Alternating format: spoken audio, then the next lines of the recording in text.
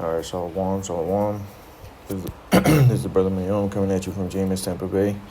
First and foremost, I want to give all the praise and glory unto Yahweh, Bahashem, Yahweh Shai, Bahashem, Rachah, Kadash. Double honors to the elders, apostles, great millstone. Much blessing and salutations to the Aki around the four corners of the earth who are diligently pushing out this truth and its truth and sincerity.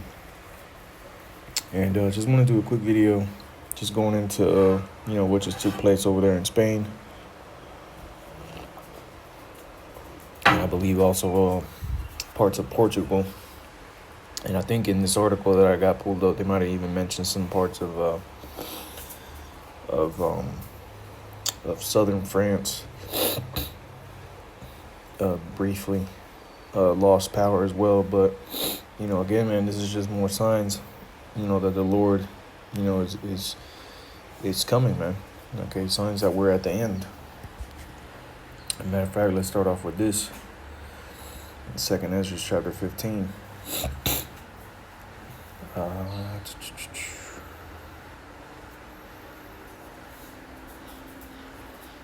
We'll just start at verse 10.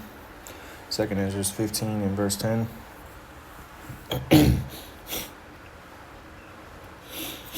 reads, "Behold, my people is led as a flock to the slaughter.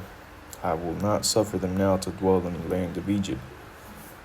And we know that Egypt is, the spiritual Egypt being America, but we know that Israelites have been scattered out to the four corners of the earth, to serve captivity, which is where the Israelites served captivity in the ancient Egypt. Okay, so, America being likened onto that spiritual Egypt, but you've also had Israelites that have been scattered to the four corners of the earth. Okay. And it says, verse 11, "But I will bring them with a mighty hand and stretched out arm and smite Egypt with plagues as before, and will destroy all the land thereof. Egypt shall mourn, and the foundation of it shall be smitten with the plague and punishment that the Most High shall bring upon it." And see, so this is that. These are a part of those plagues that we see taking place. Okay. So let me just look up a quick precept.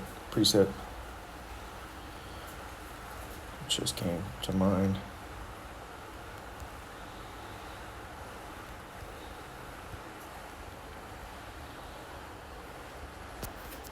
Okay. So, a part of those plagues that happened upon Egypt, let's go to Exodus 10 and 21, was that darkness. Okay. And again, this is just more signs that the Lord is getting ready to return. Matter of fact, Salakia, let's read up a little bit more on this Exodus 15, second Ezra 15. I'll read verse 11 again. It says, "But I will bring them with a mighty hand and a stretched out arm and smite Egypt with plagues as before, and will destroy all the land thereof. Egypt shall mourn, and the foundation of it shall be smitten with the plague and punishment that the Most High shall bring upon it." You see? So the Lord is punishing this place, man. All right? And it goes on to say, or let me go up to verse 5, 2nd Ezra 15 and 5. It says, "Behold, saith the Lord, I will bring plagues upon the world, the sword, famine, death, and destruction. For wickedness has exceedingly polluted the whole earth, and their hurtful works are fulfilled. Therefore saith the Lord, I will hold my tongue no more as touching their wickedness, which they profanely commit. Neither will I suffer them in those things in which they wickedly exercise themselves. Behold, the innocent and righteous blood crieth unto me, and the souls of the just complain continually." And you see, so the Lord is getting ready to judge this whole earth, man, as we read in verse 6, because of the wickedness that's polluted this place. Okay? And Spain and Portugal, going back to when it was the Spain during the Spanish rulership, they had a hand in the captivity of Israel as well. All being a part of that same beast, that same seven-headed beast with 10 horns, spoken about in Daniel's chapter 7 and Revelation chapter 17. Okay, so these nations, these countries, all right, are going to be catching hell as well. All right. And again, as those plagues as before are being sent upon the earth. And one of those plagues is that darkness, man, which, I believe they only went for that darkness over there was for about 10 hours or something like that, or a little bit longer in some other areas. But the point being is that the Lord is sending these plagues, man. All right. It's Exodus chapter 10 and verse 21. And it says, "And the Lord said unto Moses, Stretch out thine hand towards heaven, that there may be darkness over the land of Egypt, even darkness which may be felt. And Moses stretched forth his hand towards heaven, and there was a thick darkness in all the land of Egypt 3 days. They saw not one another, neither rose any from his place for 3 days, but all the children of Israel had light in their dwellings." See, so this was a darkness that was so dark that for 3 days they didn't see anything. Nobody got up out of their beds because of how dark it was. Okay, but let's go into a little bit more detailed account of this in Wisdom of Solomon chapter 17. Let me start at all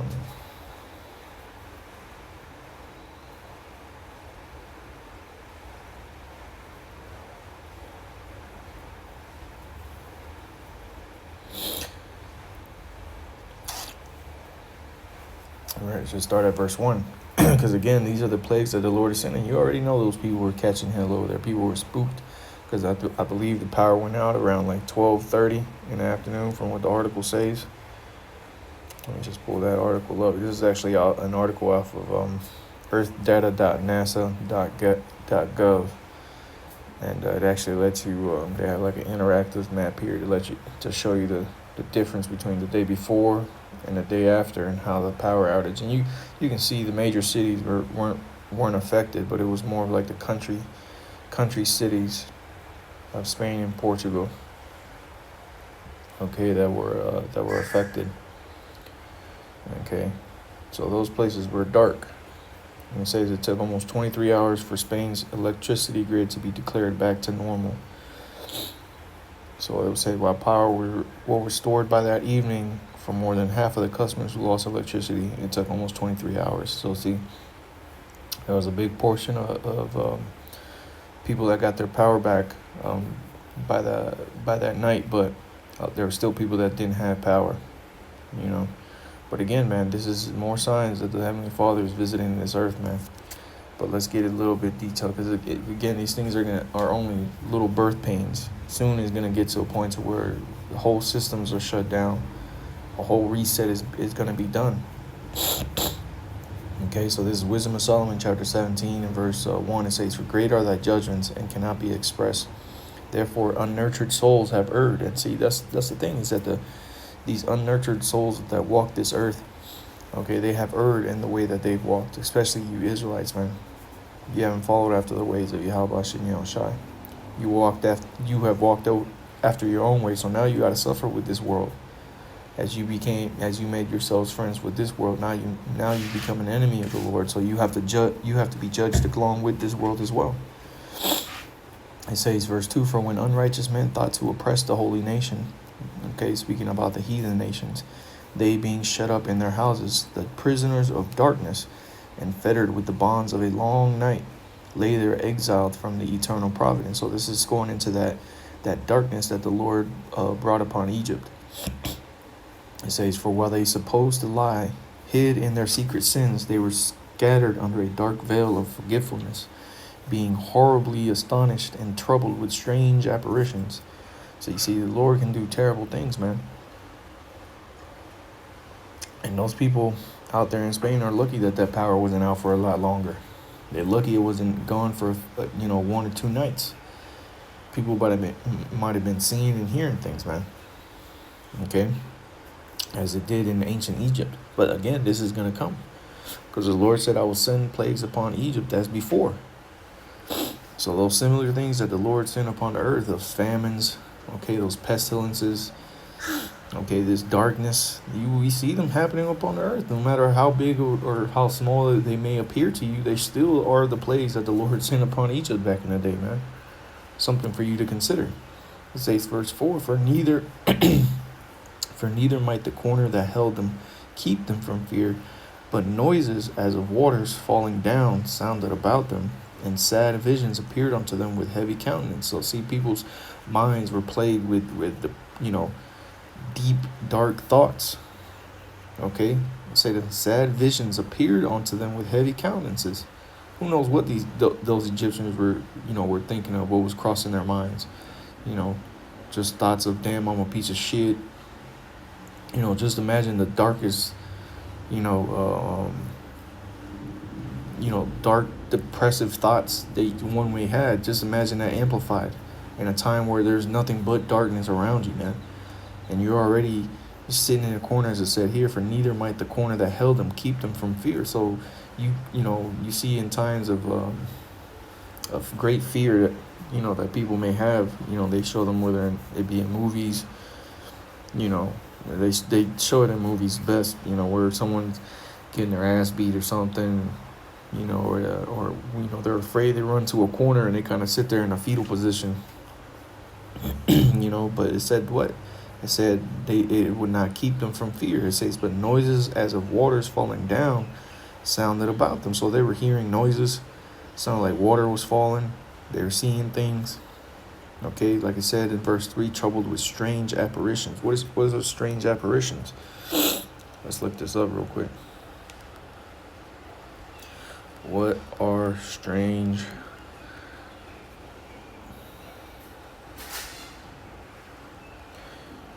What are strange apparitions?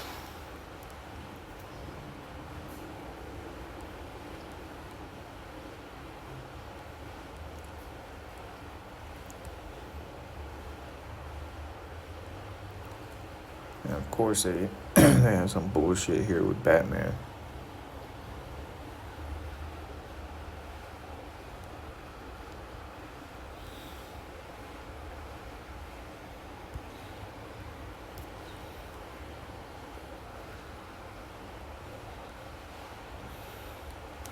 Yeah, it's not popping up.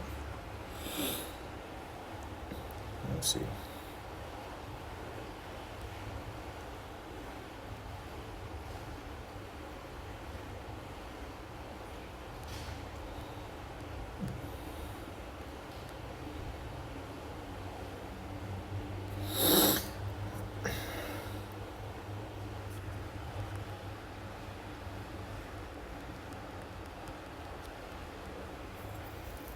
All right. Strange apparitions can refer to a number of things, including supernatural or ghostly figures, unexpected or unusual sights, or the act of something becoming visible.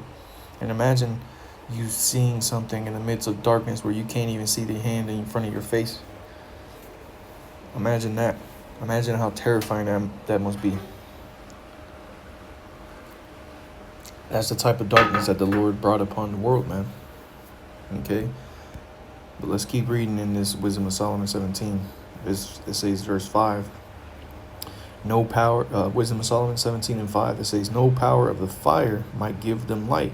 Neither could the bright flames of the stars endure to lighten that horrible night. So not even a fire that could be lit. You could light a fire and it still wouldn't light anything.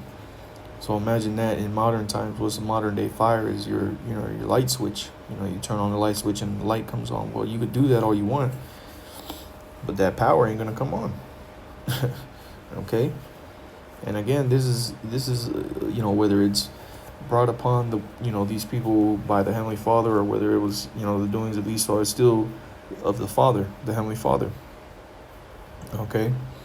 But continuing on, verse 6, it says, only there appeared unto them a fire kindled of itself, very dreadful. For being much terrified, they thought the things which they saw to be worse than the sight they saw not. So see, they weren't able to light fires to light up a room, but what they did see light up was a fire kindled of itself. It was just something that would look like it lit itself. It was producing some form of light by itself, man, and it was very dreadful. For being much terrified, they thought the things which they saw to be worse than the sight they saw not. So see, again, the things that they were seeing in the midst of this darkness was worse than the darkness itself. It says, as for the illusions of art magic, they were put down, and their vaunting in wisdom was reproved with disgrace. For they that promised to drive away terrors and troubles with a sick soul were sick themselves, of fear worthy to be laughed at. You see, so they had their little monthly prognosticators trying to bring back, some form of light, and that was not going to work, man. And the scriptures tell you in Isaiah chapter 19 that every work thereof shall fail in the midst thereof. Okay? So there ain't going to be no, in the day when the Lord truly brings the fullness of these plagues upon the earth, man, there ain't going to be no fixing the grid and getting power back on, man. All right, things are going to be shut down for good. Okay? It says, verse 9, it says, for though no terrible thing did fear them, yet being scared with beasts that passed by and hissing of serpents, they died for fear, denying that they saw the air which could of no side be avoided. You see, so they were hearing animals walking by them. They were hearing snakes. And people were dying of fear, man. People were having heart attacks. That's how dark and insane the things that they were hearing and seeing in this darkness was. It says, verse 11, for wickedness condemned by her own witness is very timorous, and being pressed with conscience always forecasteth grievous things. You see, so when you're going through it, man, when you're going through that fear, in the time of calamity, man, all the things that you've done are going to haunt you, man. It said, and being pressed with conscience always forecasteth grievous things, man. So you're thinking the worst, man. I was a piece of shit. It's probably gonna get even worse for me. This is probably it for me. That's why, man, I'm telling you, man, a lot of these people on this earth, man, are getting ready to bug out. And the Spirit has been on the apostles to say that for years now, man. When these people have nothing else to lose, they lose it. What do they lose? Their minds. Okay? It says for verse 12, for fear is nothing else but a betraying of the succors which reason offereth. You see, so they lost all forms of reason because of how much fear they had. Okay, but it says, but fear is nothing else but a betraying of the succors, which succors means help, which reason offereth. You see, and reason gives you the understanding in times of trouble. Like, oh, okay, well, I know what this is, or, but all that they were in such fear that they didn't have no time to reason about what was going on and why these things could be taking place. Like, oh, ghosts aren't really real, and whatever they wanted, you could tell yourself to try to reason, of whatever situation they're in. In this instance, the darkness, that fear didn't let them. Okay, it says verse 13, and the expectation from within being Jesse counteth the ignorance, or being Salakia, and the expectation from within being less counteth the ignorance more than the cause which bringeth the torment. But they sleeping the same sleep that night, which was indeed intolerable, and which came upon them out of the bottoms of inevitable hell, were partly vexed with monstrous apparitions, and partly fainted, their heart failing them for a sudden fear and not looked for came upon them. You see, so again, man, that's how bad it was. And the Lord is going to bring these things again, and He's showing you little things here and there to warn you Israelites, man, to come up out of her, to come up out of the ways of this world, so that you be not partakers with her sins, man. Because this world is getting ready to be judged. And if you don't want to be partakers of the worst of the worst judgment, then it would behoove you to return back to the Heavenly Father, man, and forsake this place. Because this place is going to bring you nothing but pain, man. Because that's what's going to be brought to this earth, is pain and suffering. So if you're attached to this world in any way, shape, or form, man, you're gonna inherit pain and suffering. Okay? So continuing on, verse 16, it says, so then whosoever there fell down was straitly kept, shut up in a prison without iron bars. You see?